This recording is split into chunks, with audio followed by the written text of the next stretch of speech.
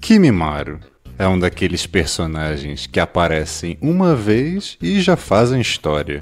Ele faz parte de um clã Berserk que tem ligação direta com os Hyugas e que sofrem de uma doença degenerativa. Mas o que aconteceria se ele tivesse acesso ao Byakugan? Aqui teremos a Hinata sendo mais útil nas questões políticas, o fim de alguns ninjas do clássico e, é claro, o Kimimaro evoluindo com esse doujutsu. Bom, como os clãs principais têm envolvimento dos Otsutsukis, aqui a gente vai fazer uma pequena alteração. Tanto o clã Kaguya quanto o clã Hyuga viriam de uma linhagem principal, e os Uchiha seriam derivados dos Hyugas. E os Hyugas, vendo que indiretamente criaram os Uchihas, eles planejariam a pureza do próprio clã. É por isso que existiriam as duas casas principais. A família principal, que seria responsável por passar a herança do Byakugan adiante, e o ramo secundário, que serviria para proteger a casa principal, e seriam marcados com o selo do pássaro nas testas. Bom, Kimimaro faz parte de um clã de bárbaros. Eles não vivem muito por conta dessa doença misteriosa, mas aproveitam cada segundo da vida para causar o maior estrago possível. Tanto para os padrões do clã Kaguya, ele era muito perigoso, e por isso ficava preso numa cela boa parte da sua vida. Mas tudo isso mudou depois do seu clã escolher morrer em batalha. E como ele estava preso, ele foi um dos últimos a chegar no campo. E lá ele encontrou Orochimaru, que, curioso com a sua Gekkeigenkai dos ossos, o Shikotsu Miyaka, Orochimaru praticamente adota ele como a maioria dos seus seguidores e também como um potencial receptáculo do seu corpo. Originalmente, Kimimaro planejava sacrificar seu corpo para Orochimaru. E para estender a vida dele, Orochimaru usa um selo especial no corpo do Kimimaro, a marca da maldição da Terra. E é aqui que a história começa. Pouco a pouco, a doença começava a afetar o corpo e a visão do Kimimaro. E em um dia, enquanto ele andava pelos laboratórios, por um breve momento ele perde a visão e esbarra em um armário que derruba uma foto do Orochimaru com o seu primeiro time, onde tinha um Hyuga no meio. Por dias ele fica fixado naquela foto, principalmente naquele garoto com olhos brancos. Até que em um dos seus exames o Kabuto pergunta o que ele fazia com aquilo. Kimimaro então fala algumas palavras que já tinha ouvido do seu pai. Os olhos de um Kaguya devem ser tão brancos quanto as suas armas.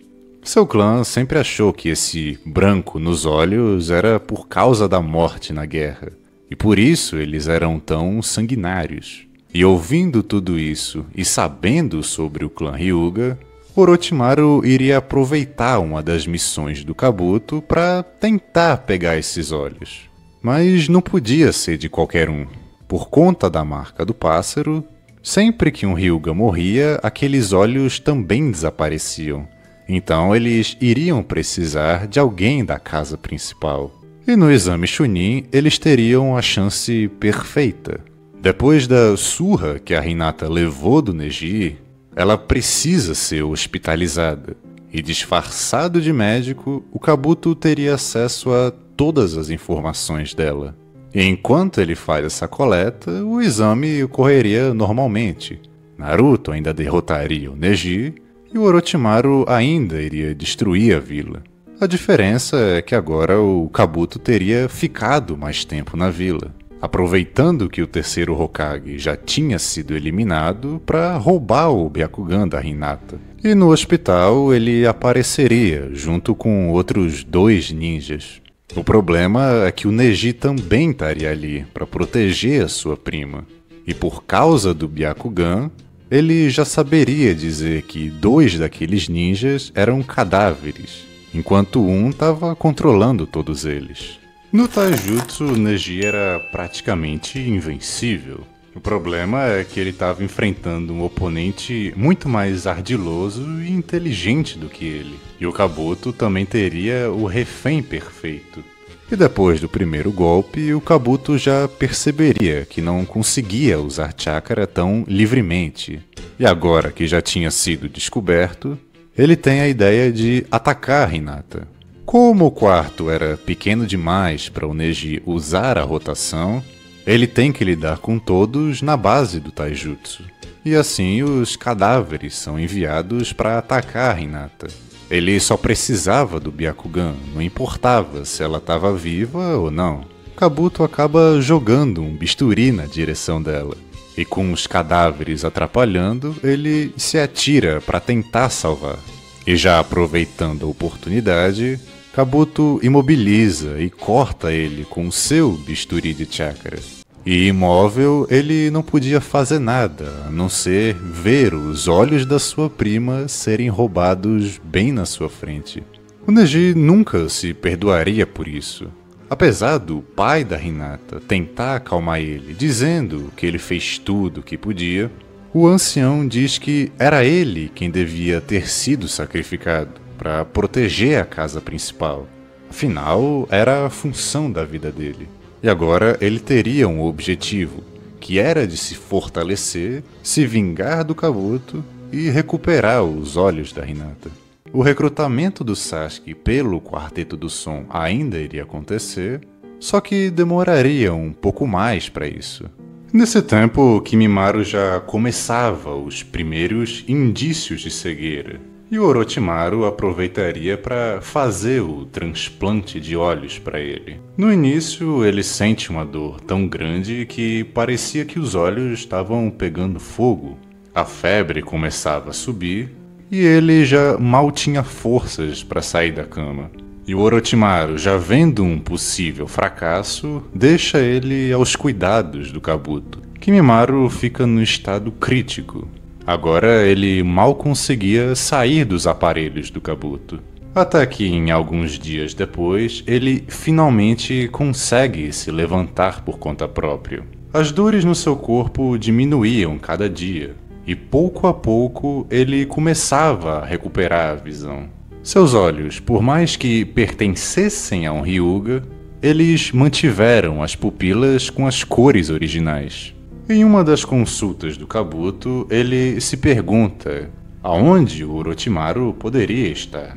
E depois de receber uma resposta do Kimimaro, ele fica até surpreso, porque ele estava com os olhos enfaixados. E depois de remover as ataduras, ele nota que aqueles olhos estavam com umas veias muito expostas, e agora as pupilas estavam completamente brancas. A informação inevitavelmente chega ao Orochimaru, e o Kabuto diz que, surpreendentemente, a condição anterior dele tinha se estabilizado. Era como se ele nunca tivesse nenhuma doença na vida.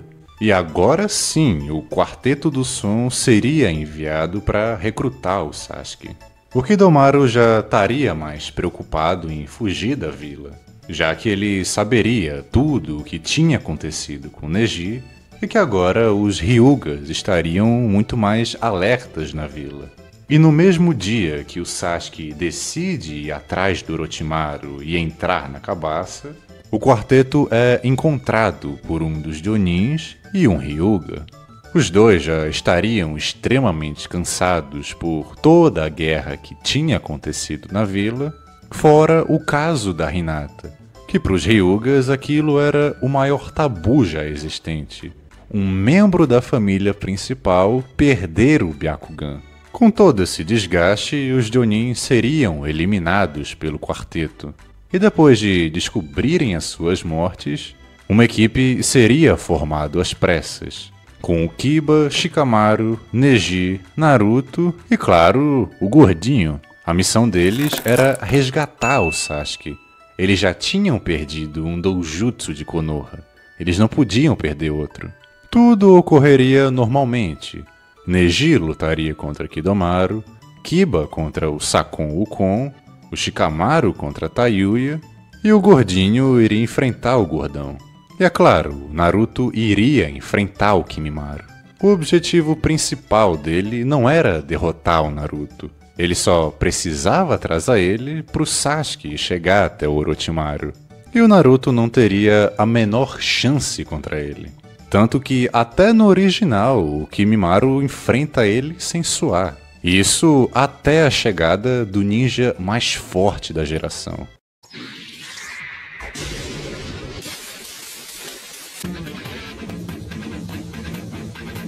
Agora o Lee teria mais tempo para se recuperar. Então ele não ficaria tão limitado quanto foi no original. Ele daria mais trabalho para o Kimimaro enquanto Naruto corria atrás do Sasuke, mas mesmo assim ele não ia vencer. O Kimimaro era extremamente superior a ele. E para finalizar, ele usa sua dança mais perigosa, a dança do espeto.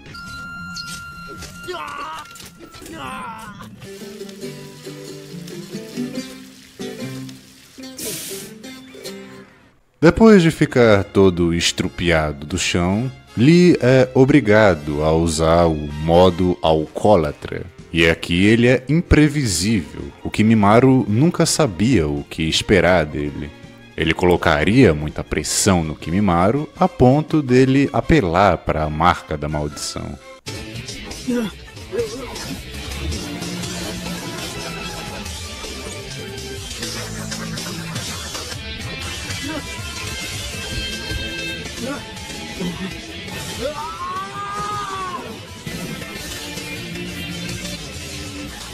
Isso até o efeito do álcool passar. E agora, já sem álcool, Lee apela para os portões internos. Como ele tinha passado pela cirurgia recentemente, ele procura se limitar ao primeiro portão. E com essa abertura, ele já era capaz de usar a Lotus oculta.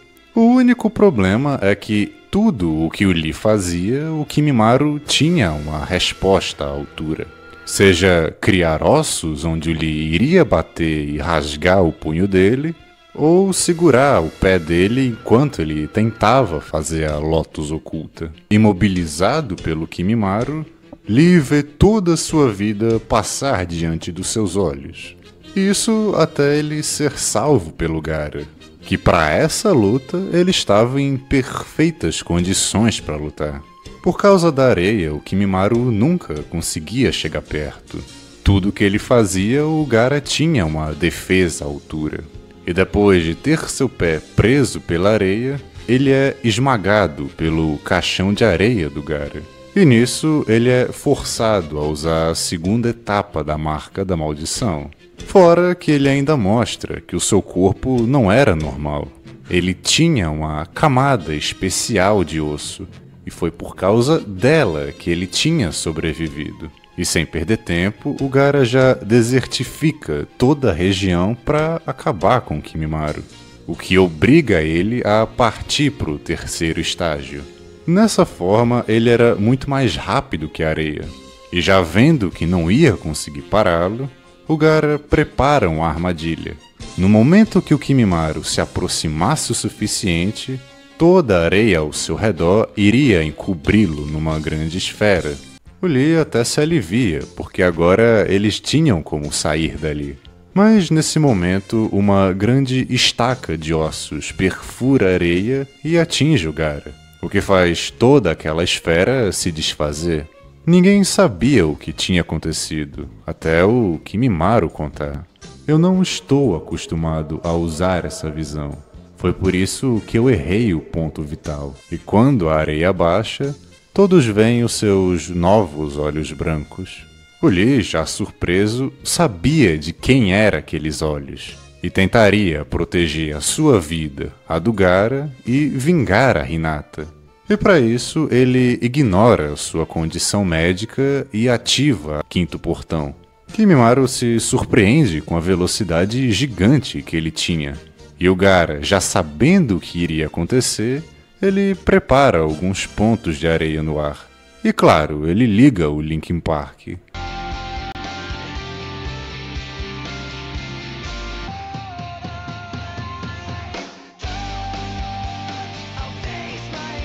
Depois de ser enterrado no chão, o Gaara aproveita a oportunidade e empurra o Kimimaro para as profundezas da terra. O Lee já não conseguiria mais se mover. Seu braço e sua perna já teriam estourado por dentro. E por um breve momento, o Gaara sente um alívio por ter derrotado ele. Mas logo todo esse sentimento vira terror quando o Kimimaro fica vivo na sua frente. E usando a broca de ossos, tanto Lee quanto o Gaara são mortos pelo Kimimaro. Ele já estava num estado muito crítico, mas mesmo assim, depois de ver a monstruosidade que a areia do Gaara estava se formando, ele foge o mais rápido que conseguia. E agora o Shukaku estaria livre em Konoha. Acontece toda a briga do Naruto e Sasuke no Vale do Fim. Naruto volta derrotado para a vila, Sasuke se encontra com Orochimaru, e tanto a Vila da Areia quanto a Vila da Folha teriam perdas avassaladoras, já que tinham perdido seus melhores prodígios. E já no Shippuden, teremos um Kimimaro muito mais habilidoso e mestre em praticamente todas as armas. Ele seria uma espécie de Tenten, só que mais forte. E é claro, com um novo visual.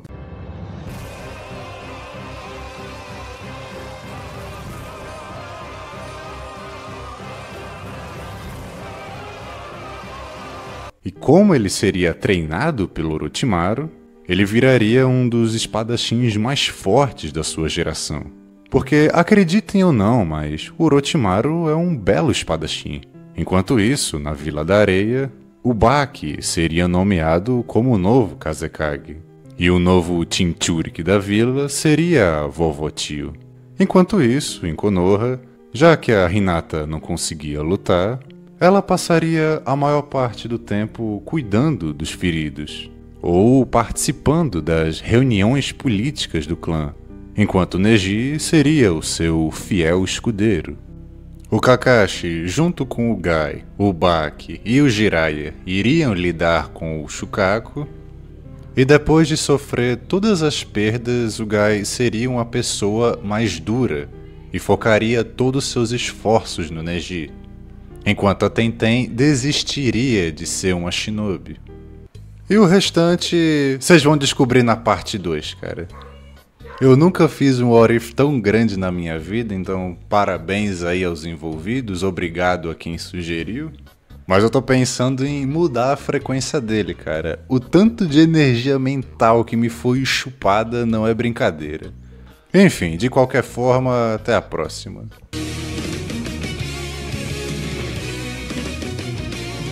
Kurapika está se afogando em um vazio indescritível.